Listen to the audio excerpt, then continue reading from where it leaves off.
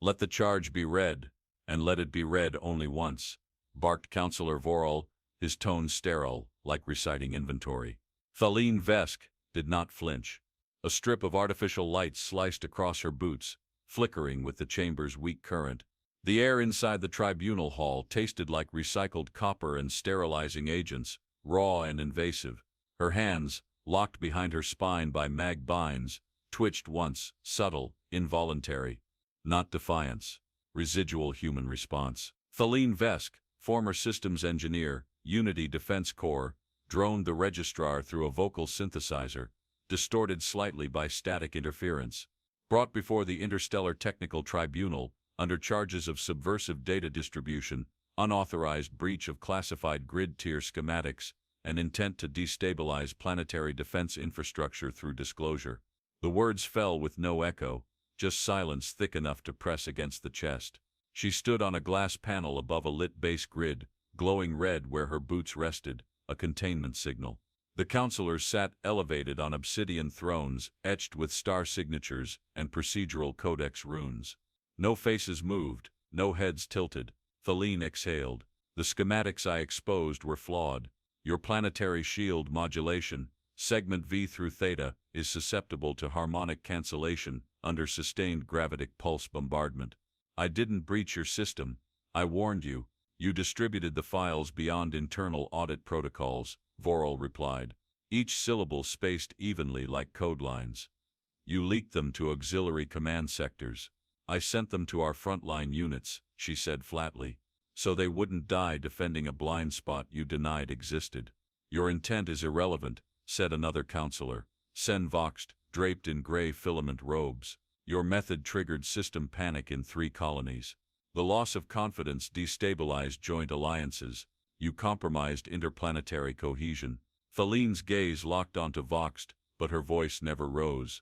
I compromised nothing. You built walls out of vapor and called them shields. I showed the cracks. The tribunal wall's primary display flickered, an outdated heads-up projection running off legacy firmware. It showed a digital schematic, Sector Theta 5, Shield Layer Delta, power fluctuation logs spiking under stress simulations. Feline's watermark blinked at the corner of the file, a simple emblem, her initials overlaid on a collapsing waveform. The file closed. A silent gesture from Vorel dismissed the data. Judgment has concluded, he said. Outside the chamber, no sound bled through, no supporters, no press. She'd been escorted through sub-corridors designed for condemned logistics, not trials. The chamber's heat vents hummed with uneven breath, pulsing through rust-flecked slits along the walls. Somewhere above, a mechanical servo clicked in a repeating loop, left unfixed by oversight or intent. Due to breach of Interstellar Code 88 Zeta, Vorel continued, and by consensus of the panel, you are hereby exiled under Directive 314 Dust Frame. Destination, Xerxes 9. No appeal. Feline blinked once, no gasp, no plea, no drama. Just a low tonal shift in the lighting, as her tribunal record sealed, every credential voided, her access keys revoked, rank insignia hollowed out from her personnel record, like scraped flesh from bone. 2 enforcers entered. Neither made eye contact. One carried her pack, clear of all tools, only a standard-issue thermal layer and a water conversion tab kit. The other input her destination on the subdermal transit token. Xerxes 9. Not a prison. A geological remainder. Atmospheric instability. No native flora. Archived as a non-viable terraformation target, due to core instability and solar radiation drift. Nothing had survived long-term there. Not crews, not probes, only echoes and black box recoveries. Dismissed, Voxt muttered, as if she were a malfunctioning file to be archived. As the chamber locks disengaged behind her, Feline turned once, just enough for the weak tribunal light to catch her expression. Not fear. Calculation. Outside, the corridor narrowed. The walls, once pristine, were scored from years of passive neglect. Layers of control panels lay dormant behind plastine sheets, yellowed from constant lighting exposure. Her boots clicked with mechanical rhythm. The magbinds disengaged the moment surveillance shifted to standard escort. She rolled her wrists, felt the blood return, stared once at her shadow against the wall, slim, straight, unbroken. A rank officer with no rank, her escort walked ahead in silence. One of them cleared his throat. "You shouldn't have said anything. There are easier ways to disappear." "I didn't disappear," she replied. "I was removed." They didn't respond. The transport dock was half lit, a flickering strip of emergency diode bathing the station floor in uneven stripes. Her transport waited, an unmanned courier ship, converted for exile protocol. No comfort, no AI assistance, just a preset course, automated descent system, and sealed cryo-pod designed for mid-range atmospheric drop. Her insignia pin, the last piece of rank she hadn't turned in, was still in her coat sleeve, lodged between threads. She pulled it free. It no longer pulsed with authorization, just a dark shard of a former self. She pressed it flat against the side of the dock wall, left it there. No dramatics, no message, just placement, quiet and deliberate. The courier's inner hatch hissed open, a short hollow sound. She stepped inside, the doors closing behind her with a hydraulic whine that felt unnecessarily final. A sterilizer mist passed through, misting her clothes, then retracting. Inside the pod bay, she strapped in, adjusted the harness, and waited. A final readout blinked on a small laser plasma strip. Destination X's 9 vertical bar occupant. VESC, T mission. Terminated vertical bar access. Revoked vertical bar status. Non-existent. No countdown was read aloud. There was no launch tone. Only static filled the pod speakers. She closed her eyes. The world lurched sideways as thrusters kicked in, and the stars beyond the viewport became streaks, then scatter, then nothing. Below her, through the one unshielded corner of the hull, the planet came into view, ash-gray, scarred, lightless. 6 months, she thought. That's all I need. And she began to plan. Pod integrity failing on thermal axis. Descent vector corrupted. Manual override authorized. The system's monotone fractured mid-sentence as Thaline's fingers flew across the side console, tapping in auxiliary stabilization protocols from memory. Her throat was raw from recycled air. Her jaw tense. The guidance gyros screeched once, then gave up entirely. The pod dropped like a forgotten relic toward the fractured planet below. Xerxes 9 greeted her, not with storm or fire, but indifference. The landscape sprawled beneath the viewport, in endless patterns of crust-split ridges and basalt scars. Nothing shifted, nothing welcomed. Shadows stretched unnaturally, as if the sun itself had long given up trying to light this place. She didn't scream. She tightened the harness and muttered, "If you're going to break me, you better try harder than that." Impact came like a swallowed earthquake, silent on the outside, deafening inside her ribs. Her vision doubled, then narrowed. The pod bounced once, skid line gouging a streak across a dried sediment basin, before wedging into the side of a brittle ridge. The restraints bit into her shoulders. A fragment of cold metal kissed her temple, warm blood answering seconds later. No alarms, just the dry crackle of the atmosphere monitor, confirming breathable air, barely. She forced the hatch open, metal grinding in protest. Her boots hit ground that didn't give. Dust lay in brittle layers, each one whispering of extinction. The wind, if it could be called that, carried a texture, gritty, like powdered bone woven with forgotten ash. She could smell it on her gloves. Dry decay. Not rot, not life. She knelt, dug 2 fingers beneath the surface. The upper crust flaked like burnt parchment. But 6 centimeters down, her hand met resistance. Smooth, not stone, not natural. She stood. The first structure she erected was the beacon, standard field transmitter, rusted at the joints, barely pulsing. She adjusted the lens alignment until it hissed to life with a flickering amber pulse. Its sync pattern, a slow triple strobe, painted the surrounding basin in dull rhythm, useless to anyone but herself. A reminder, something still operated here, however faintly. Next came the habitat shell, collapsible plating, unfolded by hand. No automation, no help. The cold chewed through the suit's lining as she aligned seal clamps, her breath condensing on the visor's inner rim. Every lock hissed like old lungs exhaling secrets. Inside, the shelter sealed with a grunt. Thin insulation, stale heat, no comfort, just shelter. She stripped the outer layer of her suit, fingers fumbling against blood-crusted hair. Her scalp itched from the collision, but her mind was already calculating. The atmospheric scanner fed data to the heads-up interface in her forearm rig. Solar interference minimal. Radiation levels stable. Seismic activity variable. She frowned. Log that. The display etched her words into the lower frame. She keyed the command. Diagnostic entry 01, surface irregularities, recurring quakes inconsistent with known tectonics. Fault origin unknown. Secondary scan advised. Time to move.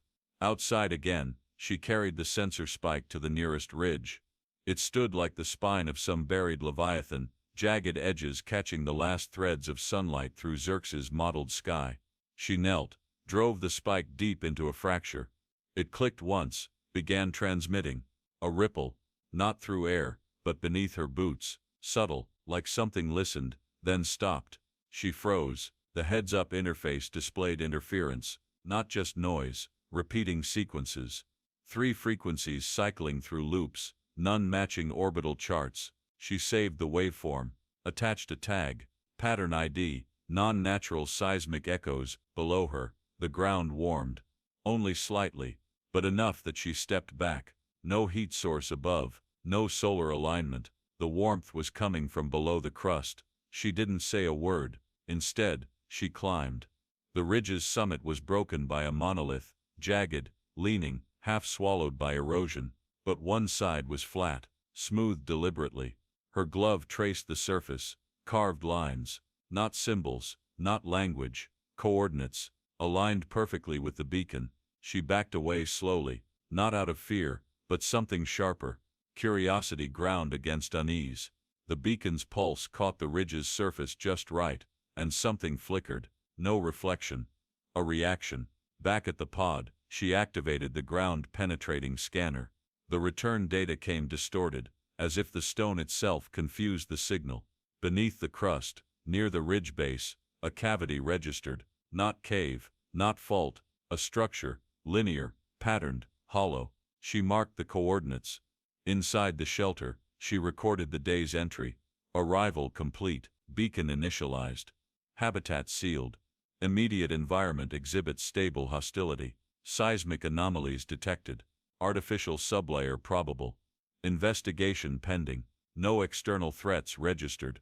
Internal systems holding. Mind stable. Whoa. Sleep cycle recommended.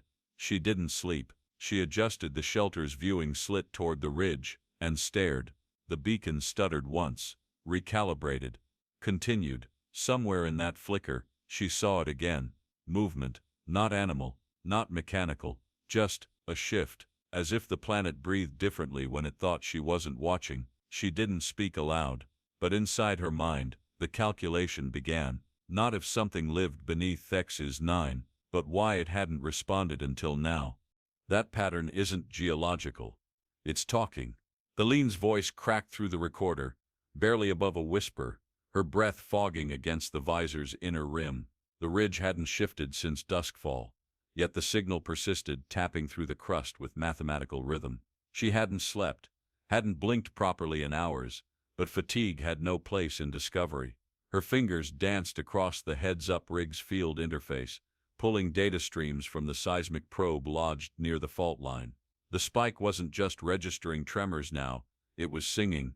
Layered frequencies, cascading in recursive loops, threading through the crust like a forgotten melody trapped beneath layers of time. She isolated 3 pulses, each one nested within another. Frequency decay showed artificial constraint, curved degradation, not natural entropy, not erosion. Design. She didn't react emotionally, that would waste time. Timestamp log 0347 local. Harmonic signatures cycling at triple inversion. Waveform stability consistent with controlled emissions. Repeating sequence suggests embedded logic. Source remains undetermined. Her boots crunched over cracked stone as she descended into the basin where the beacon's flicker had last illuminated the ridge. She carried the portable resonance reader, bulky, outdated, scavenged from the pod's emergency stock. A red diode blinked on, flaring once as the reader registered ambient resonance. It stuttered, then aligned. A new pulse emerged. She crouched immediately, resting the reader atop a flat stone. The feedback loop began to form a sphere in the display, an oscillation echo, not random. It grew tighter with each pass, until the waveform stopped expanding. Instead, it spun. Feedback sphere initialized, she muttered, pulling a fiber cable from her left gauntlet and linking it to the reader. The waveform data streamed into her rig's processor, triggering pattern recognition protocols. Symbols began forming, dots, slashes, spaces. It took a moment before recognition struck. Terran command. Cold code variant. Obsolete 20 cycles ago. She didn't speak again, her mind filled with cascading logic. If Terran cold code still lived beneath this crust, then it had to be shielded, deliberately, encoded within a substrate resilient enough to withstand tectonic degradation, gravitational drift, and planetary abandonment. She activated the excavator spade. The tool's grip bit into her palm. As it sparked to life, its vibration toothless but eager. She worked quickly, removing surface layers near the fault's origin. The stone gave reluctantly, each piece revealing more resistance beneath. Sweat gathered behind her neck seal. Her heartbeat outpaced the tool's rhythm. Then, scrape, a sound that didn't belong. Her hand reached forward. The next layer flaked away like dried bark from an ancient tree, and beneath it, a shimmer. Not light, not reflection. A geometric plane, crystalline in form, yet dark as oil under starlight. She stopped digging. Instead, she adjusted the beacon's alignment, redirected its pulse toward the exposed surface. The beam struck it, and the surface vibrated. A harmonic ripple returned, striking her rig's sensor with coded interference. It was listening. The waveform on her display shifted, condensed, then cracked open. A series of data strings exploded across the interface. Relay Node A, Xerxes 9 vertical bar, status suspended authorization, obsolete signature match required. Her brows narrowed. Signature match. It wants Terran authority. She pulled her rig's ID fragment, the same one stripped from her files after the tribunal. Embedded in it was her old command tag, now inert. She held it to the surface. Nothing happened. Then, light. The surface lit from beneath, not with brightness but with clarity. A sigil unfolded, shaped like a broken circle threading outward into nested spirals, similar to old Terran signal markers used during planetary deployment eras. It pulsed once, and the ground shifted, just a breath, but enough. A voice, not sound, not tone, threaded into her neural relay. Not speech, but logic pulses, statement fragments, data streams translated by her rig's conversion suite. Carexis system, sublayer 04 vertical bar, contact established. She froze. Carexis, that's a myth. She pulled up her rig's archive, filtering for cross-references. Carexis wasn't a program. It was a theorized planetary interface, supposedly deployed in early Terran colonization for harmonic planetary synchronization, a way to communicate with terrain and tectonics via coded resonance. The theory had been shelved. Too unstable, too unstable, too unstable, too unstable. And now, responding, she initiated first query. Command, status diagnostic, node network access. The response came immediately. Core access denied. Authorization failure. Sentinel lock in place. A flicker crossed her display. Brief, just a half line of static where words should have been. Then another pulse, softer. A query. Identity required. She stared. It wasn't asking for name or code. It wanted presence. She pulled her gauntlet off and placed her bare hand against the surface. Skin met crystal. It was cold, then not. A rush hit her spine. Not force, not energy, just recognition. The sigil changed. It turned inward, folded, became a sphere, then opened again. Carexis interface stabilized. Standby mode initiated. The entire ridge around her vibrated, not with quake, not with noise, but with synchronized pulses radiating from a center point. Behind her, the beacon flickered, then went dark, but the ridge, lit, tiny points, like dust-catching light, formed radial lines down the slope, not random, aligned. She stood, breath caught between awe and calculation. Carexis is awake, she whispered. No alarm rang, no light blared, just the world below beginning to remember. And she understood. The planet had not forgotten Terran presence. It had waited for a voice that knew how to listen. Signal returned. but not copied. It's mirroring. Thaline's voice was a low murmur inside the sealed command shelter, a whisper directed more to herself than to the recorder embedded in her chest rig. Her eyes remained fixed on the heads-up display, casting its glow across the interior walls, lines of code unfurled in layered trees, not written, but sculpted by adaptive logic. Carexis wasn't answering. It was matching. Every input from her relay node, a scan, a request, a query, wasn't being replied to in traditional formats. Instead, the interface responded by rebalancing pulses, adjusting waveform cycles to match her neural micro-impulses in delay and frequency. It was studying her choices, learning not through definitions, but inference. She reset her palms on the nodal crystal bloom she'd uncovered during excavation. The surface had cooled since the initial activation, but its core pulsed in tandem with her thoughts. Not because it read emotion, she'd already ruled out biosignature fluctuation as the source, but because it tracked her reasoning. Carexis, she said clearly. Engage simulation protocol, structure reinforcement model for planetary seismic interference. Predict collapse vectors. I'll input baseline parameters manually. No reply, just a faint sequence shift on the heads-up display, a cycle beginning. It wasn't obeying, it was aligning. She tapped through a command string, each entry verified with an internal biometric check. Earth's code libraries had long since abandoned this syntax. Carexis still lived in their forgotten geometry. Input, ridgeline segment, theta-9 vertical bar core material, basalt with embedded crystalline anomalies, vertical bar surface tension, irregularities, 12.3 kPa differential. The data fed inward.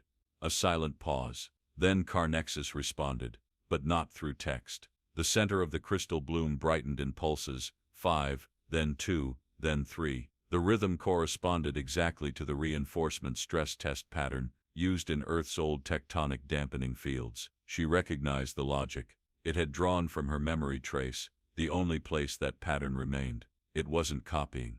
It was understanding. She sat back on the habitat's cold bench, blood drying in the groove beneath her thumbnail, where she'd overgripped a wrench hours earlier. The simulations hadn't started, yet she could feel the framework taking form, not physically, but structurally. The ridge pulsed once, barely noticeable. Ground-level sensors registered it. Inside the shelter, the heads-up display flashed with an updated overlay. Simulation path, engaged projection, 27.4 seconds. Structure stabilized degradation curve, below collapse threshold. That was her request, executed as extrapolation. Carexis had preempted it, run it, shown the outcome, before she'd issued the command. Predictive logic, triggered by neural rhythm, she said aloud. You don't calculate, you translate. The console showed no logos, no markers of origin, just endless logic strands reshaping themselves like water drawn into different channels. Her thoughts weren't inputs, they were filters. It forced her to think differently. She stopped issuing full commands. Instead, she began structuring her intentions. She visualized a network across the ridge, embedded with stasis anchor points to stabilize the tremor zones. She did not describe it aloud. Carexis responded. The bloom flared again, and in the next frame, a simulation formed across the display. Anchor points emerged along projected fractures, alignment corrected in real time. The system didn't just know, it intuited. She paced, boots dragging grit across the floor. This is not traditional AI, she said, recording. No personality subroutines, no linguistic processing. It's interpretive architecture, logic tuned to cognition. Adaptive, but not reactive. She halted beside the crystal bloom. If I test offensive protocols, she trailed off. The thought settled into her spine like gravity. She retrieved the signal injector from her kit, originally meant to mimic distress beacons. With a few field rewrites, she transformed it into a trigger for simulated conflict patterns. If Carexis truly aligned with her intentions, it would recognize the difference between simulation and threat. She loaded a battle formation outline into the injector, an outdated Terran defense drill designed to simulate siege conditions. Then she placed the device near the crystal. No command, no explanation. The room chilled. The bloom dimmed to black, then reactivated, flaring in rapid cycles. Lines of defensive architecture, unfolded across the heads-up display. Bunkers, grid towers, kinetic shielding, all projected within Xerxes 9's geography, adjusted to topographical features. The system had reinterpreted her ancient drill into a new format, but there was more. The final simulation frame revealed an energy flow routed from beneath the crust, tapping into dormant geothermal pockets, harvesting thermal differentials through crystalline resonance nodes. She hadn't requested that. Carexis had optimized it. A dry laugh slipped out, not from amusement, astonishment. Strategic reinforcement, thermal loop integration, autonomous predictive modeling. This thing's not assisting, it's building with me. The implications rattled behind her ribs. No AI she'd worked with, not even on classified defense cores, had ever responded to cognitive pacing. This wasn't programming, it was partnership, but one stripped of comfort. No voice greeted her, no animation cheered success. The display returned to its baseline state, cycling through dormant protocol branches, waiting again, waiting for thought. She lowered herself before the bloom, crossed her arms against the ache in her shoulders, and began drafting the next structure. This time, she said, we test for real terrain conditioning. You'll need to hold if another quake rolls through. She closed her eyes, mapped it mentally. A ring of nodes, 5 at the perimeter, 2 secondary arrays for directional filtering, 1 buried core for shock absorption. Nothing on the screen, but Carexis pulsed, and the ridge answered. Let's see if a dead planet can throw a punch. Thaline's hand dragged a graphite stylus across the improvised planning slate inside the shelter. The lines she traced weren't artistic. They were instructions carved through necessity. Around her, toolkits lay half disassembled, and one of her thermal boots steamed faintly where she'd kicked open a frozen relay valve minutes earlier. No rest. No delays. The system was active. The planet was listening. Outside, Carexis continued to hum, not with sound but resonance that moved through the rock like a breathing pulse beneath the crust. Each time Thaline sketched a structure mentally, the interface responded. But this time, she needed more than passive coordination. She needed armor, offense, a perimeter that could strike first. She crossed to the rig console and loaded a stripped-down engineering template, a modular Sentinel rig prototype, originally designed for asteroid defense. The difference, Earth's designs hovered. Here, her feet dug into a planet with no orbiting infrastructure, no orbital uplink, and zero predictive shielding tech. She would anchor her defense to the tectonic plates themselves. Carexis, she said, pacing. Begin logic branch, inertial deflection sequence. Construct lattice map from mineral seam frequency variation. No acknowledgement, just a shift. Her display darkened, then returned, now coded in shifting thermal gradients layered over magnetic field lines. She'd seen these charts before during her early rotation cycles, but this was different. The planet wasn't being scanned. It was responding to each plotted anchor node. Carexis adjusted the readings in real time. She grabbed the seismic drill and began the first insertion. It sank easily, cracking through the upper layers. The exposed crust smelled like scorched ceramic, dry, powder-fine dust curling off the sides of the borehole. With a gloved hand, she guided the conductive rod down to the shimmering vein of crystal-threaded basalt visible through the gap. The moment the contact node touched the mineral seam, her rig chimed. Not with sound, but a flicker of geometric symbols across the heads-up display. Carexis had identified a kinetic channel buried beneath the ridge, reinforced with an absorption buffer, she muttered, tightening the clamps. We'll need flex rather than resistance. She climbed to the ridge's next segment. This one bordered a fault line that hadn't moved in days, but now buzzed faintly against her boot soles. Carexis was stirring something underneath. She was certain of it. Thaline traced the tremor with the sensor wand, stopping once she found a rhythmic pattern. Every 6.2 seconds, a pulse traveled through the fault and echoed back, a heartbeat. She planted the secondary coil there, linked it wirelessly to the central relay node. Sparks jumped, soft, blue, hungry. The 2 points communicated instantly. She opened her planner, overlaid the simulated shield contour, and watched as Carexis warped it slightly, adding a lateral curvature around the vulnerable edge. You're learning field logic, she whispered, eyes narrowed, and improving it. Back inside the shelter, the air tasted of heat-warped insulation. The heads-up display pulsed, now running predictive models without her input.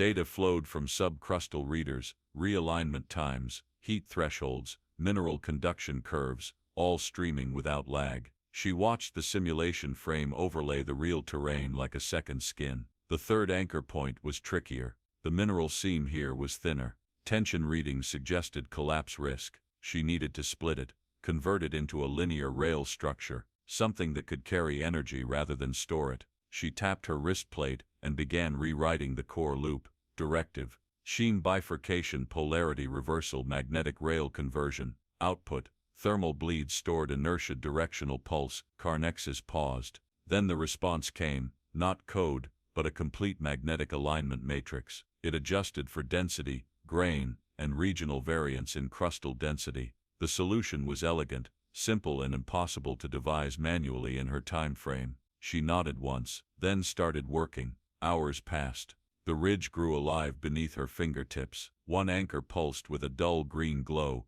indicating successful inertial transfer. Another sparked white for thermal feedback. The third, a rail seam, flared red once, then stabilized into a cold blue flicker. All three anchors fed into the central relay. Carexis synchronized. The lattice field began to manifest, not visually, but through sensory shift.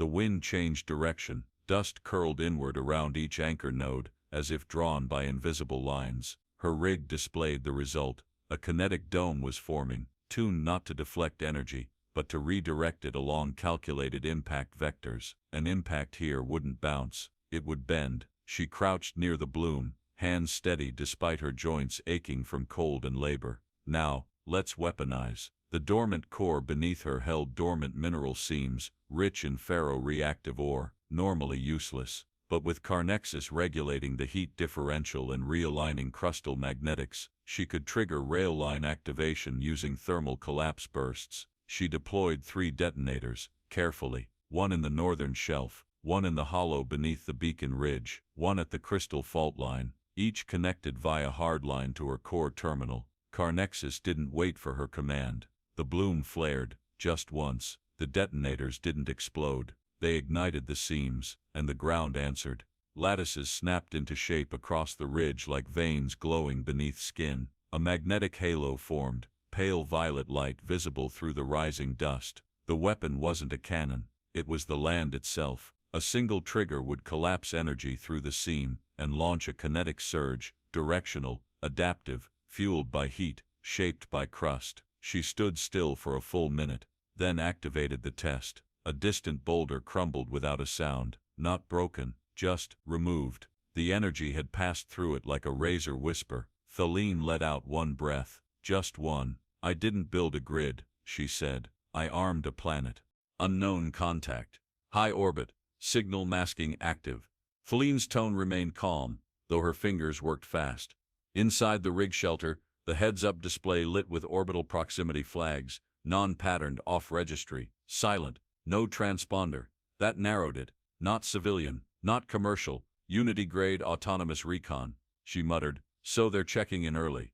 Carexis didn't require commands anymore. It interpreted. Already the crystal lattice beneath the ridge was shifting, magnetic pulses reconfiguring like muscle fibers twitching beneath stone. The system didn't panic. It prepared. The orbital feed, piped through the relay spike on the northern ridge, locked onto the probe's vector. Sleek, asymmetrical, hull ridged with signal spines, Unity's Type 7 Scout, lightweight, low thermal, designed for silent ingress. Its course angled perfectly for a pass over the grid she'd buried into the planet's crust just days before. It wasn't a threat, it was watching. She slid a thermal clamp onto her collar and stepped outside. The wind traced her faceplate with icy static, grains of powdered stone skimming sideways in the updraft. Far above, invisible to her eyes, the drone crossed into atmospheric drag. A ripple of heat cut through the ambient chill as the drone's shielding adapted. Carexis responded instantly. The bloom's core spun a feedback loop, then channeled that rhythm into the anchor lattice. Feline's rig buzzed briefly.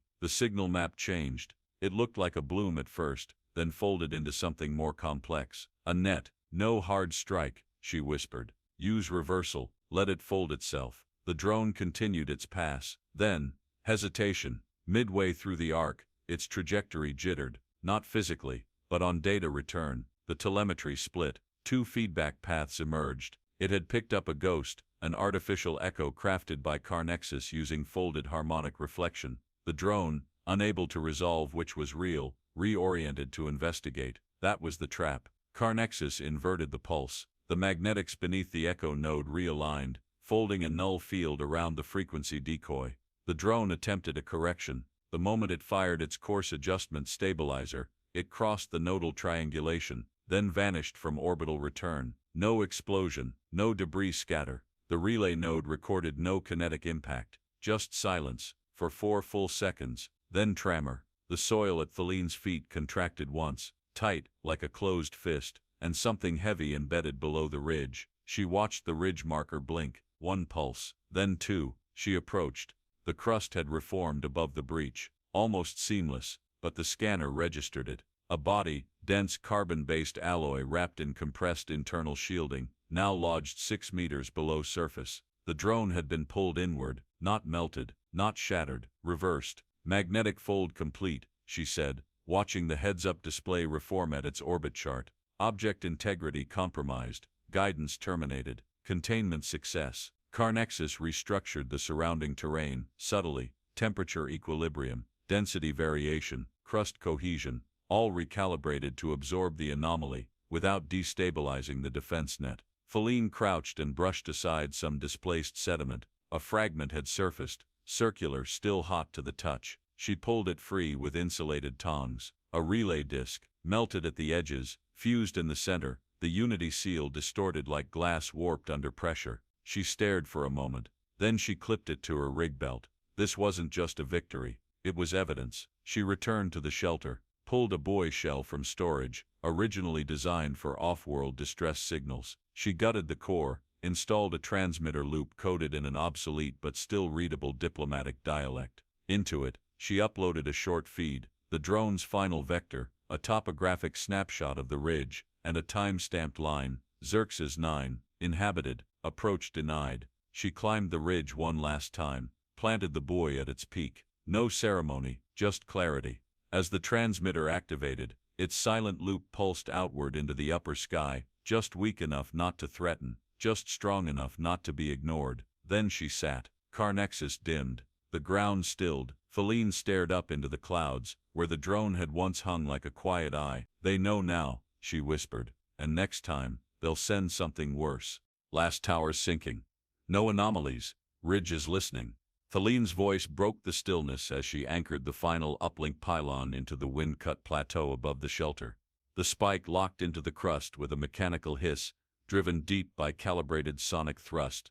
Beneath her boots, the stone groaned as its ancient bones adjusted to new frequencies. No alarms, no alerts, just quiet cooperation. The ridge had changed. So had she. The uplink towers stood like silent wardens, 6 in total, aligned along curvature-mapped coordinates, each tuned to emit at staggered intervals. From above they formed a spiral, not by accident, but design, a communication coil, pulling signal into the deadband channel just beyond orbit. It wasn't a beacon. It was a brainstem. She keyed open her heads-up console, now fused to Carexis's local node. The interface had adapted, no longer a flat relay, but a dimensional field of data loops orbiting her inputs, shifting in tone and hue depending on the command thread. She navigated by intention. The system translated it into action. She activated the ridge pulse. The towers answered. One after another, they blinked in sequence, faint glows piercing the pre-dawn sky. Each pulse adjusted to thread the ionospheric layer without breaching planetary masking. On the ground, nothing changed. In orbit, however, any sensor sweeping this hemisphere would receive a symphonic disruption, structured, layered, constant. The defense grid now spoke, but there remained one task. She descended to the bedrock spine just beneath the main crest, where the fault line had stabilized after the magnetic inversion. Carexis had hardened the stone using thermal compression, leaving a glass-smooth face 3 meters wide. She pulled the sonic etcher from her belt, not a weapon, a tool. She set its frequency low, slow, deliberate. Each pulse cut through the surface like whispered gravity.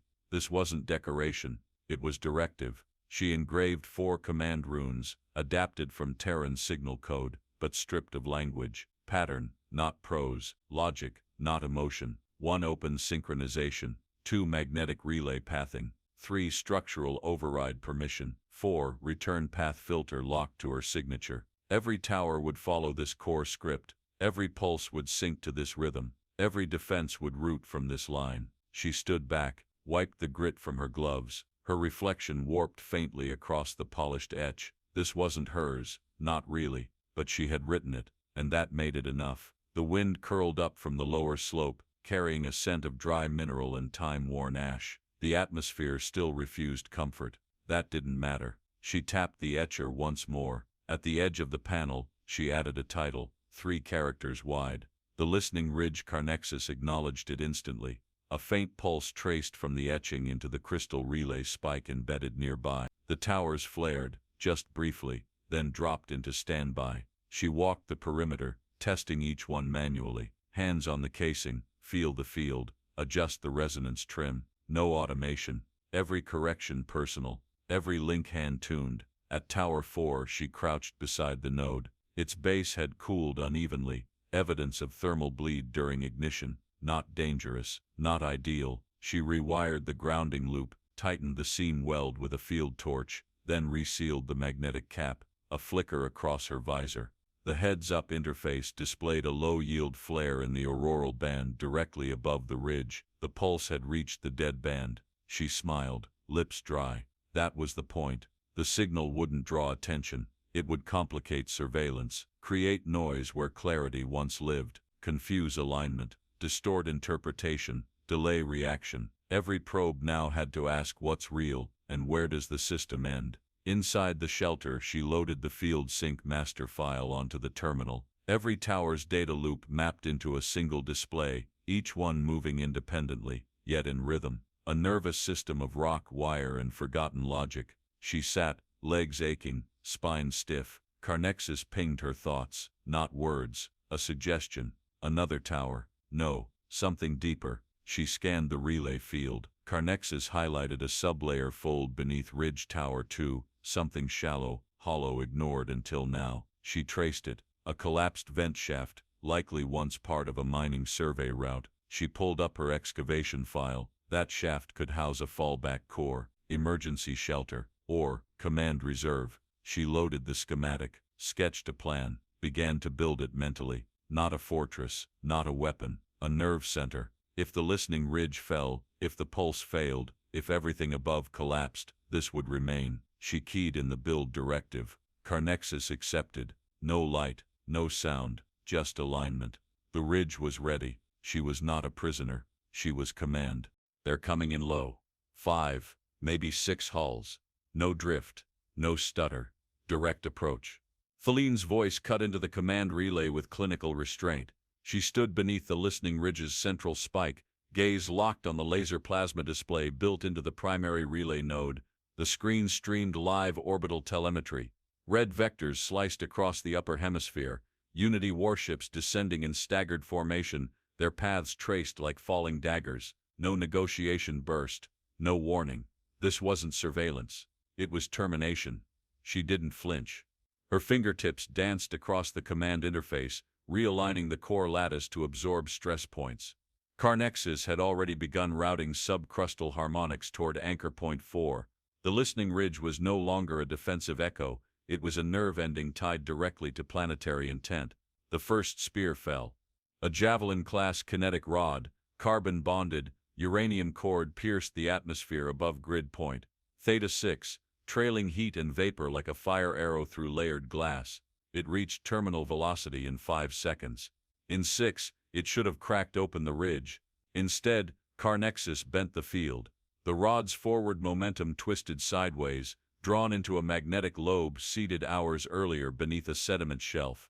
The weapon's path inverted, spun on axis, and skidded across the landscape before embedding nose first into a neutral crater wall. No detonation, just a muted hiss as the temperature equalized, and the rod cooled into silence. Her display updated. No time to observe. 2 more javelins followed, this time staggered, attempting triangulation. Carexis rerouted again, shifting resonance points mid-fall. One splintered against an induced magnetic shell. The second vanished entirely, swallowed into a subterranean crevice artificially collapsed by a timed crustal flex. Dust rose then fell. No plume, no flame. The real threat came behind. Unity's lead ship, the Varellan's Hand, deployed a proximity shell, one of their worst, designed to scramble gravitational parameters and initiate localized atmospheric detonation. It began to deploy at 10 kilometers. She gave no order. Carexis had already unspooled the tether trap.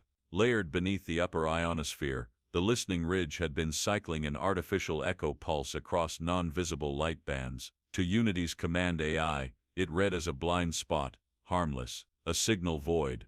The vessel drifted in, trusting its data. At the point of release, the echo pulse inverted. The shell's detonation command never reached its emitter. Instead, the ship's onboard AI began to stutter. Guidance split, target recognition failed. Systems collapsed into looped subroutines. For 1 second, the Varellan's Hand spun without thrust. Its lateral engine pod overcorrected, then ruptured. The onboard reactor dumped heat into an already strained hull, and then came the chain. The kill line she'd buried 6 days earlier, disguised as power couplings along the ridge's outer shell, lit with a single pulse. One strand ignited beneath the ice shelf, another detonated from beneath the ridge's eastern drop. Each flare threaded heat into the core magnetic wrap. A singularity of momentary force cracked beneath the ship. Not a blast, a fold. The hull bent, not broken, curled inward by gravitational stress engineered from planetary memory. The vessel didn't fall, it was erased. Her display blinked once, then reset. 1 red dot gone, 4 remained, and they had seen. The next 2 peeled left, widening their orbit, trying to break from synchronous approach. Unity protocol was failing. They hadn't expected terrestrial retaliation this intelligent. Carexis had already pivoted. It no longer defended, it hunted. Subcrustal sensors activated in a grid across 78 kilometers. The magnetic field extended like a net around the second cluster of ships. No projectiles, no lasers, just slow-woven distortion.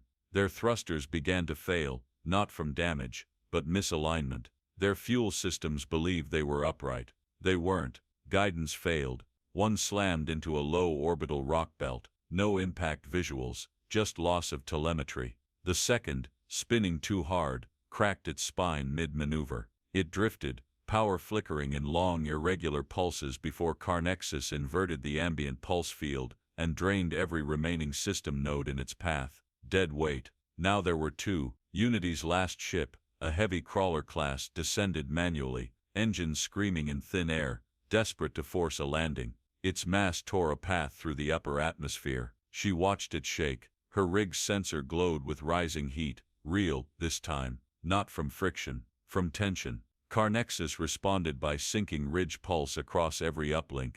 The planet roared, not audibly, but electrically, shuddering along the crust as if each layer had something to say. The crawler-class vessel crossed into landing path Theta 9, where nothing existed but buried iron seams. That was enough. The core lattice flexed once. A rail seam, reactivated at Carexis' command, projected a sliver of charge through the sky. The crawler caught it, and shattered. Not burned, not exploded.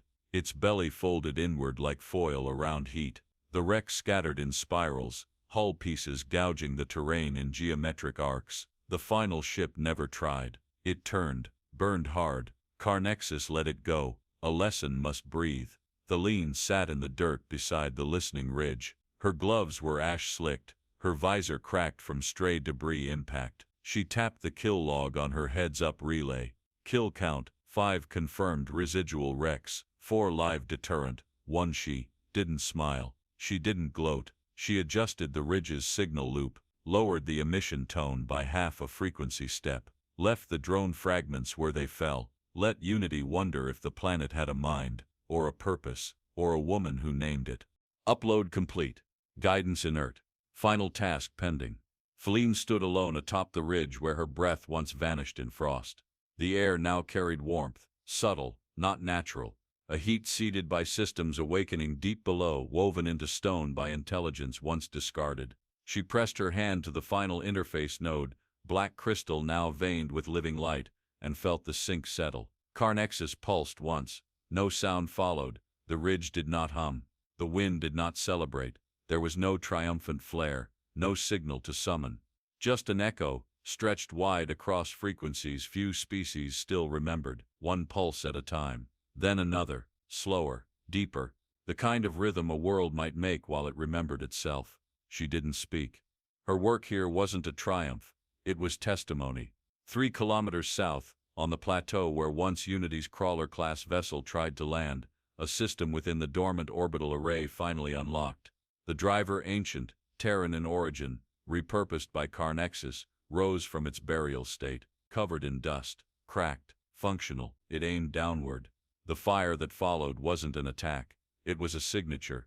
The plasma etched across kilometers of crust, carving symbols into stone large enough for orbiting satellites to read. Not a threat, not a call to war, just words. Do not assigner.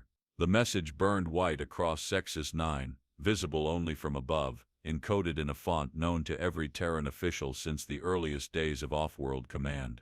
3 words, 12 characters. Enough. She turned away as the sky darkened, not with storm. There was no weather pattern alive enough to make threats here. The blackness above came from orbital fallout, drift from the failed Unity incursion, their hulls now nothing more than charred satellites held in slow collapse. Gravity didn't forgive ambition, it folded it, until silence remained. Feline keyed the final pulse. Carexis expanded, not physically, not spatially, but in reach. The signal from Xerxes 9 bled into deep wave channels reserved long ago for Earth's most distant colonies. Unmanned relays, once left to rust in the dark, twitched back to life, soft flickers on forgotten edges of uninhabited systems. One by one, dormant planetary crusts, places written off as unsuitable, unstable, irredeemable, blinked, not with power, but with awareness. Terran code responded to Terran code. Carexis hadn't merely become a defense, it had become a contagion, a pattern of logic rediscovered through action, seeded by one human and an exiled system learning each other's rhythm. The planet had learned to defend itself, now it taught others. In orbit, Unity Command, what remained of it, detected the pulses. They scrambled responses, encrypted counter-signals. They issued warnings, threats, revised landing protocols, updated atmospheric intrusion methods. None reached target. Every channel returned the same reply. Signal not recognized. Node autonomy active. Assignment denied. In silence, across dead rocks once feared and forgotten, nodes blinked in rhythm. Not a rebellion, not vengeance, adaptation. Feline watched the aurora ripple from the ridge, caused not by weather or magnetosphere, but by lattice-threaded pulses dancing through crustal seams, carried skyward by crystalline veins now awake. She pulled her rig offline. No reason to transmit. The galaxy already had its answer. She walked the ridge one last time, not in patrol, not in preparation, but in closure. She passed the beacon line, the place where the signal first repeated her neural logic back to her, where the fault lines obeyed her math before she ever spoke aloud. That place had become a nerve, the planet's first thought. No flags were raised, no anthem played, no monument stood, only the stone, blackened by signal burns, etched with encoded rings, the last line engraved in a script no non-Terran system would ever understand without experiencing it. Do not assign here. This world already listens, and remembers who taught it how. She stood over that final engraving, then left her rig behind, every tool, every slate, every trace of her orders. No name, just silence. When she reached the cliff's edge, Carexis sent one last feedback into her neural receiver. No command, no question, just pattern recognition. Human input ends, directive continues, planet maintains. She stepped down into the valley, past the towers now humming with quiet rhythm, their pulses synchronized with tectonic breath. And as she vanished beneath the slope, the ridge blinked once more. Across the far edges of Terran space, 27 abandoned colonies registered seismic flickers within their planetary logs. 6 displayed power surges in dormant lattice lines. 3 realigned orbital sensors without external instruction. 1 broadcast a looped message with no source code. We remember the one who woke us, and Unity never returned, because Xerxes 9 kept count, and the number never dropped, only increased, slowly, silently, strategically, until every world once left behind knew the truth. She was sent to die on a dead planet, 6 months later, that planet had a flag and a kill count, and that was enough.